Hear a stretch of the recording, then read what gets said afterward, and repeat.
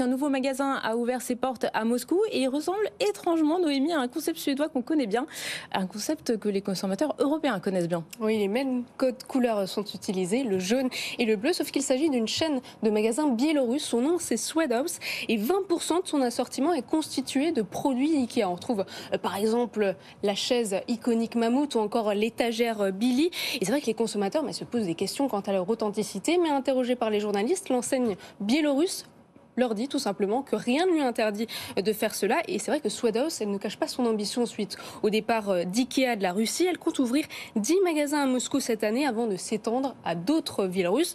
Le problème, c'est que les consommateurs russes, pour l'instant, ils sont loin d'être conquis. Les avis sont plutôt mitigés.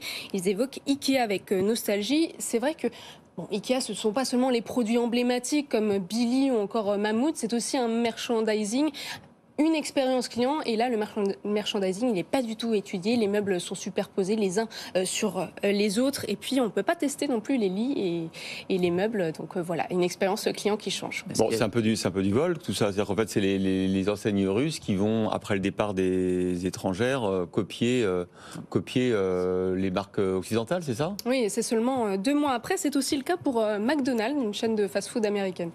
Non, s'il n'y a pas de repas avec des boulettes et des daims, c'est pas vraiment un Ikea. C'est pas vraiment de la copie. Vous mangez des daims? Oui, évidemment.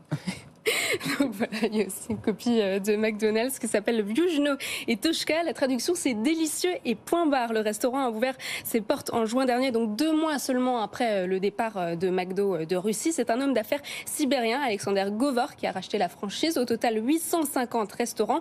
Son slogan, le nom change, l'amour reste, à bon entendeur. L'objectif, c'est de faire en sorte que les clients ne remarquent aucune différence de qualité ou d'ambiance. Et c'est vrai que le design n'a pas changé. Les plats sont identiques. On retrouve des burgers, des cheese, des double cheese, des sauces, des glaces, le goût est le même, juste le nom a changé. Le filet aux fiches est devenu le fish burger, le Royal Deluxe a été changé en Grand Deluxe.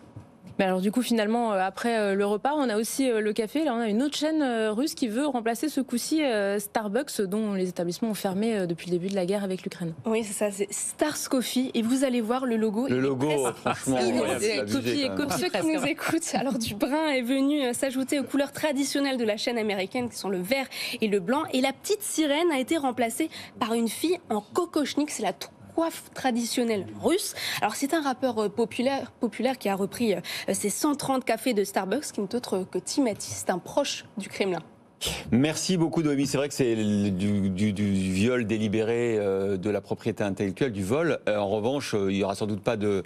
Ça m'étonnerait qu'il y ait des enquêtes internationales et ça va être compliqué avec un pays en guerre de faire valoir les droits de propriété intellectuelle des sociétés occidentales. Oui, c'est vrai que ces changements d'anciennes, ça montre aussi la volonté du Kremlin et d'éliminer ce que Poutine appelle la domination des Occidentaux, même si pour l'instant, ce sont de pâles copies.